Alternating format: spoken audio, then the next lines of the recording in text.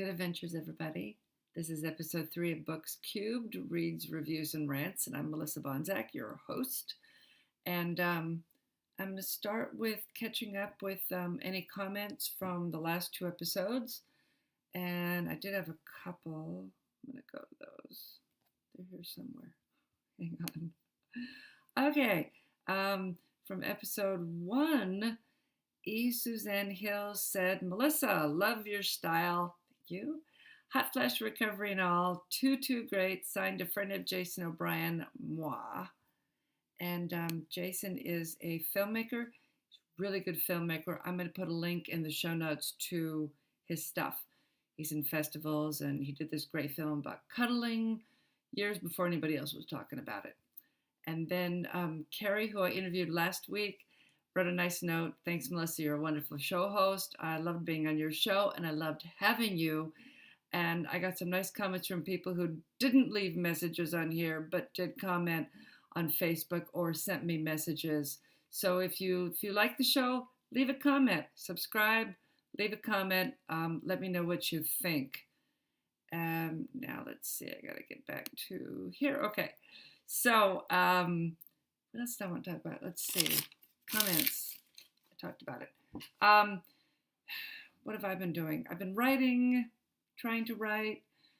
I don't know. I've been distracted by a lot of stuff lately. So I need to get my butt sitting in the chair, which is the best way to do it. You guys catch Doctor Who last night? The new Doctor Who was on. Jodie Whittaker is great. Loved her in Attack the Block and on Broadchurch.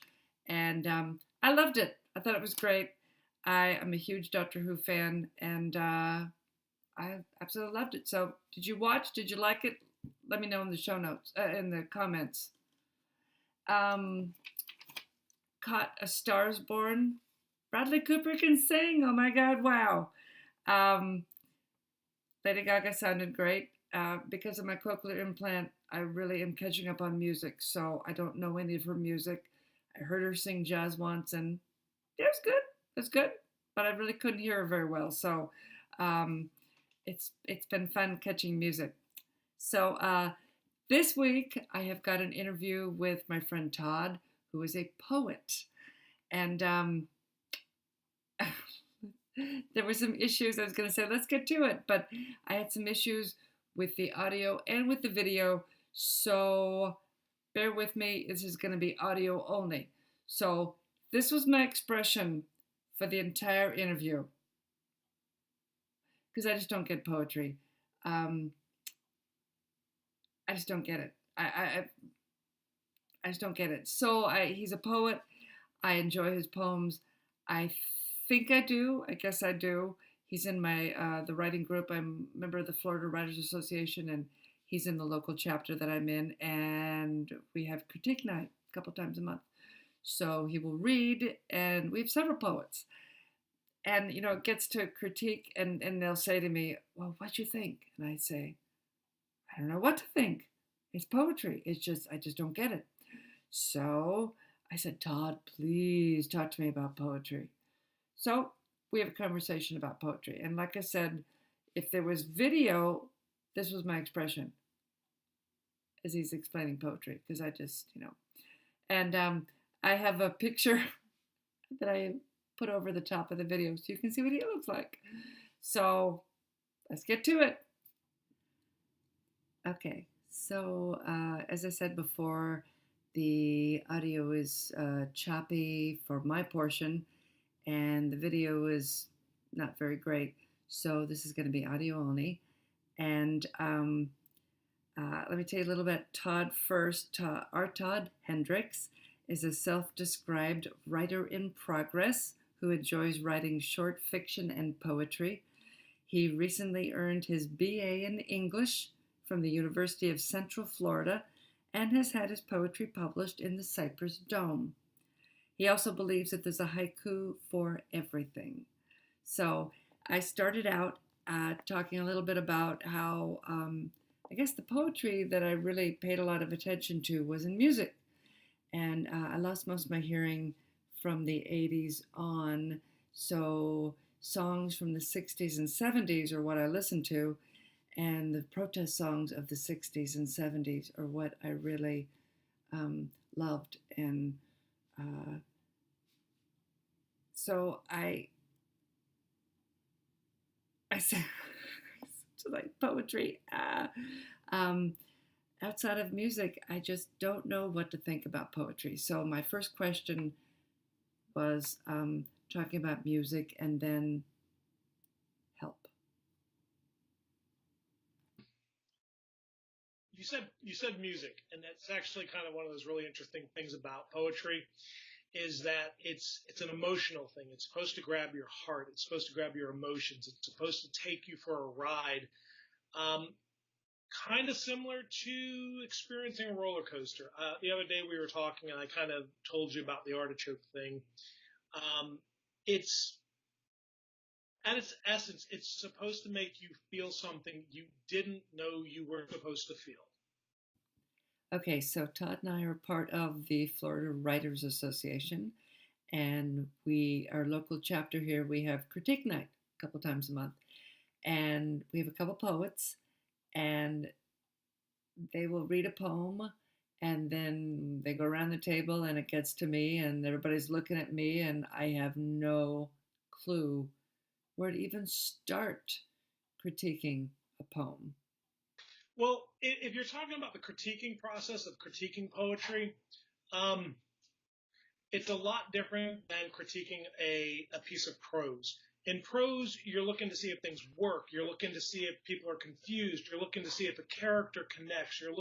Like all these different layers with prose that you have to deal with. With poetry, it's a feeling. It's not whether because, okay, I love to critique. That's what yeah, I have an opinion about everything. Um, and I do. But don't come to our group if you don't wear your armor. It's a good possibility I may say something.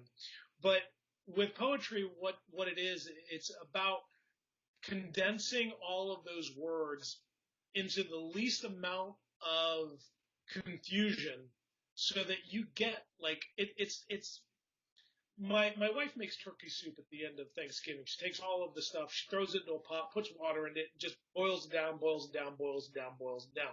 So at the very end, you have this stock, and it is such a powerful flavor. That's what poetry is. You're boiling it down, you're boiling it down, you're boiling it down. And it's not necessarily always about understanding the words or whether or not they work as a sentence. Um, Poetry probably breaks more rules and grammar than anything else, and that's okay because the ultimate goal is to get it to a point where you, as a reader, are experiencing it. Ursula Le Guin, who I'm reading a book about her. It's called Conversations with Ursula Le Guin, and she makes a comment in the book. It's poetry's kind of like listening to people talk on the other side of the wall. You can't hear what they're saying, but you can tell whether or not they're happy or they're sad, or you know what they're conveying just by the tone, by the pitch, and that has to do with the rhythm of.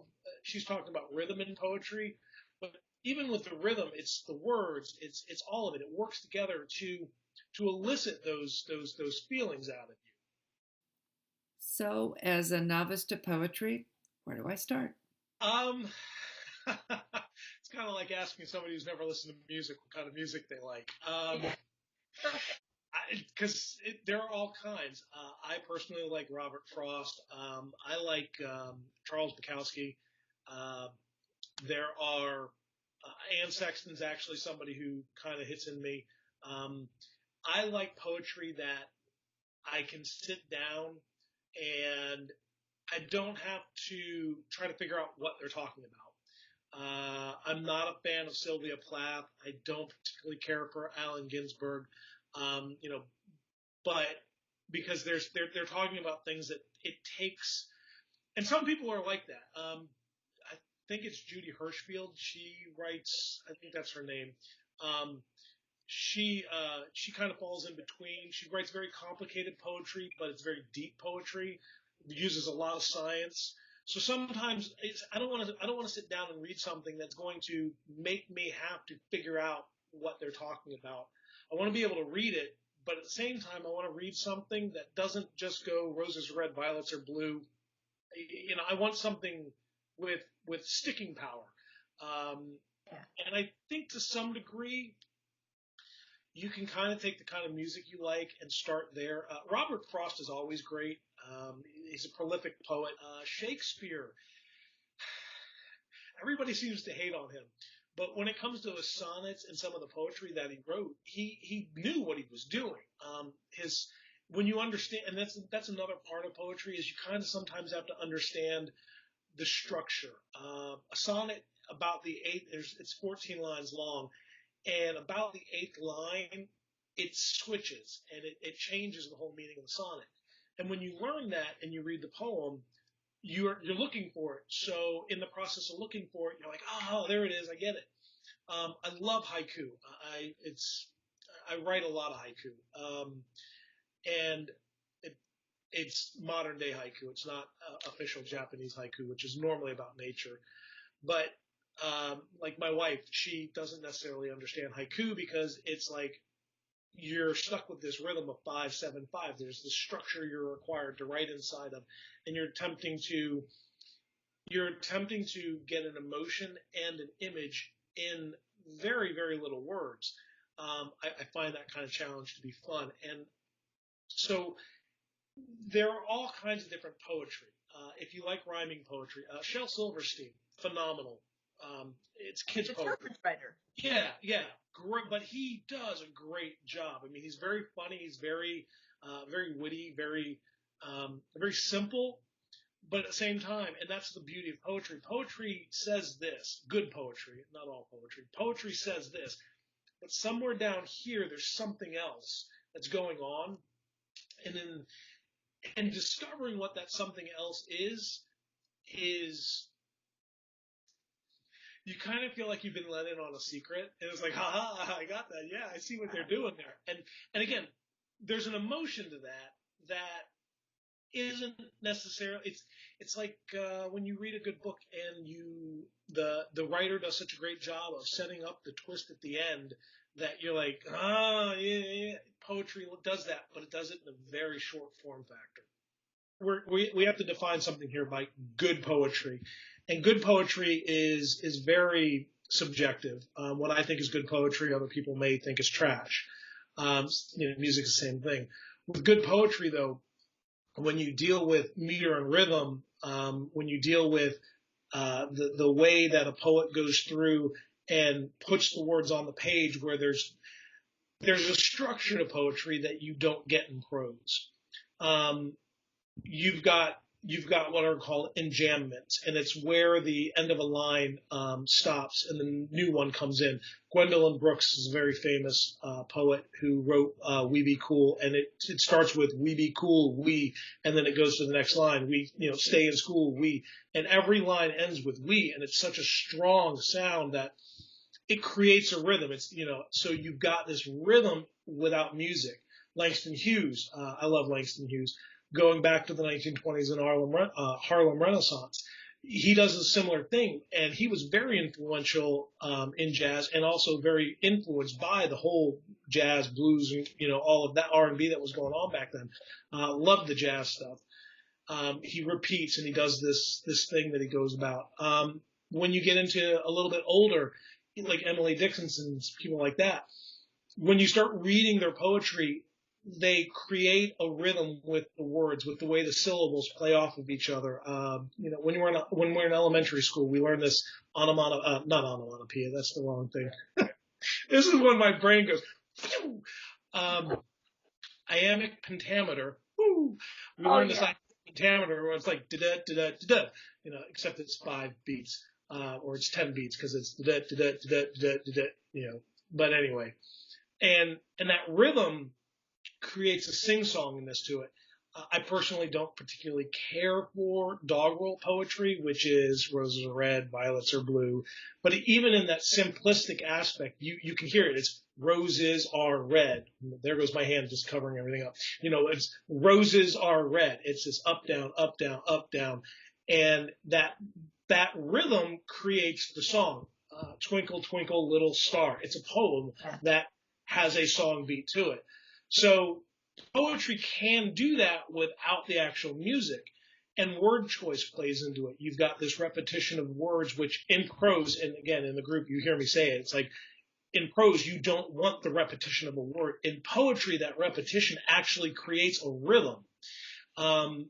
So you've also got alliteration, which is using the same word over, or the same letter over and over again at the beginning. Of course, I don't have anything off the top of my head, but something that starts with all S's, and then you have the rhyming patterns where you have perfect rhymes. Dr. Seuss, I will not with a fox, I will not in a box. I don't like green eggs and ham, Sam I am. So that's perfect end rhyming. Where consonants and assonance is where the consonant rhymes or the vowel rhymes. And you can play with like book and look sound alike, but you can find other words that have that sound in it, and it will sound like it rhymes.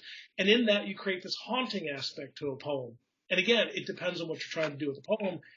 So when you read it out loud, by the way, poetry should be read out loud, not in your head. When you read it, you hear it. It plays on the tongue. It plays on the emotions. It plays in the head. It's all of this stuff mingling together like a really good lasagna. I love lasagna. It's great. So it all mixes together so that when you're doing it, when you're reading it all at once, you're getting that one just awesome bite of good stuff.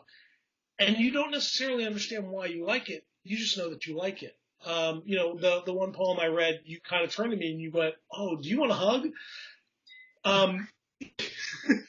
And that was kind of the point of the poem, is I was trying to create this emotion inside of you, the reader, that created a reaction.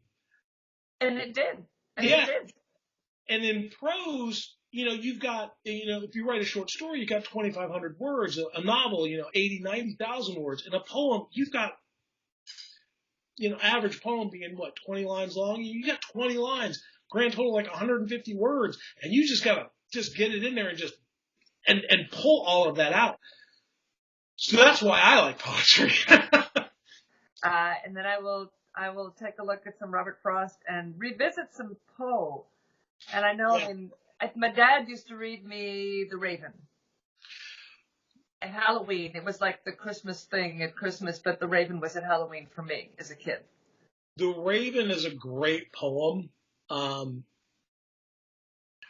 Everybody loves it. And the really interesting thing about The Raven is nobody remembers how long it is. It's so much longer than we remember. It is. It's a long poem. It's an incredibly long poem. Yeah. Not to be, not like as Annabelle Lee, that's quick and down and dirty. But even in The Raven, that's a neat thing about The Raven is, for as long as it is, he does such a masterful job with that repetition. He does such a great job with the rhyming and the way that he meters things out in the lines. You can almost feel the descent into madness that this guy is dealing with. Yeah. And it's just this, you're going and you're experiencing that. And again, you get that in prose, Telltale Heart, Cask of Amontillado. I love Poe. He's what I cut my teeth on when it comes to most of my writing. But then again, he's an American icon. So, but you get that in those stories, but at the same time, you get it in a much longer form, so it brews, and it's this stew kind of thing that you're like, yeah. But with that poem, it's like it's just this constant, it doesn't let up. And that, I think, is a big difference with those two forms. And it's not subtle. Subtle just doesn't work for me. And no. So I think that's sometimes the problem with some of the poems that I hear, is that it's just too subtle. I don't know what they want me to be feeling or thinking. And that's a big problem with, I'm going to call them amateur poets. I struggled with this. I still struggle with this. My teachers have nailed me on this. Poetry is supposed to be concrete, and we'll say something like, I fell head over heels in love. What's love? and it goes to that show don't tell. When we're writing, we keep telling everybody, show us what you mean, and poets seem to think that. And again, it's this is bad poetry. Poets tend to give us this idea of here's this very amorphic word that doesn't mean anything because it can mean everything. And and with poetry, because we are dealing with such a small form factor, it needs to be specific. And instead of being so general because we want everybody to understand it, well, again, going to what we tell people who write prose, be specific because more people will relate to the specific than they will to the general. That's a big deal with poetry. It's why I don't like Sylvia Plath. I felt a lot of her poetry, you kind of had to know what she was talking about, or you spent too much time trying to figure out what in the world she was talking about.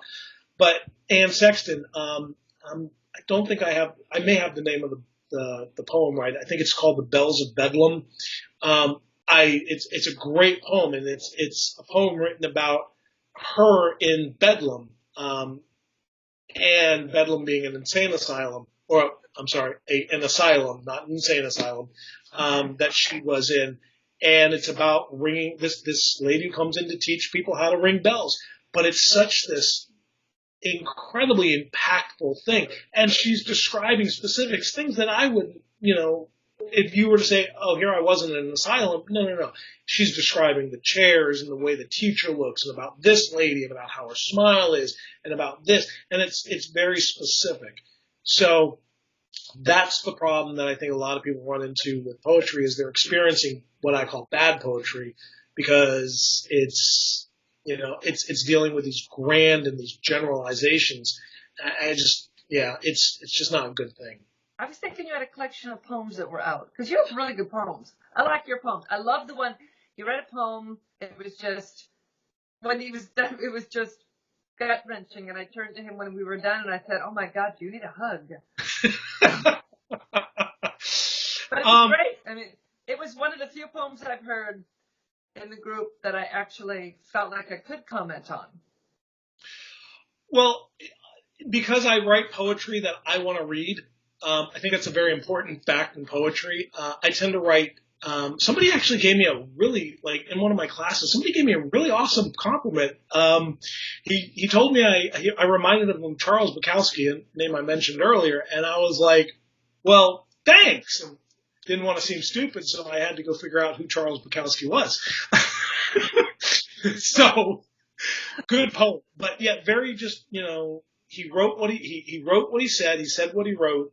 There was depth to it. There was a little bit more going on, but you don't get done with his poems going, what was he talking about? You kind of understood what he's talking about. And that's what I want to read. So that's what I tend to write. And I appreciate the compliment. Okay. Well, get to work on your book. All right. Sure that I will see you at, we run into each other at, what's that coffee house? It's a coffee house in Barnes and Noble, Starbucks. Yeah. They're coffee house there. We try to put our backs to each other so we don't talk to each other. And I will talk to you later, Melissa. Thanks. Bye-bye. Bye. So thanks, Todd. I think I have a better understanding of poetry now. I'm going to go back and look at some of the poets that you talked about. And for everyone listening today, if you have a favorite poet or if you are a poet, leave a comment and let me know about the poems that mean something to you. And have a great week and read a good book.